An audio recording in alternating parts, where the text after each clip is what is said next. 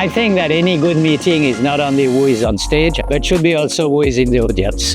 Because the fact that you can exchange experience, ideas with people at the same level as you is very valuable. I hope that we're not only business leaders here, I also hope that people that do policy. And I think if they can walk away with a new sense of collaborative model, how we create innovation, how we create value, then I think this was a great success. Hopefully the business leader is slightly more optimistic and hopefully they take into account geopolitics more. I think a small-scale gathering like this with industry leaders is the only opportunity for them to actually talk.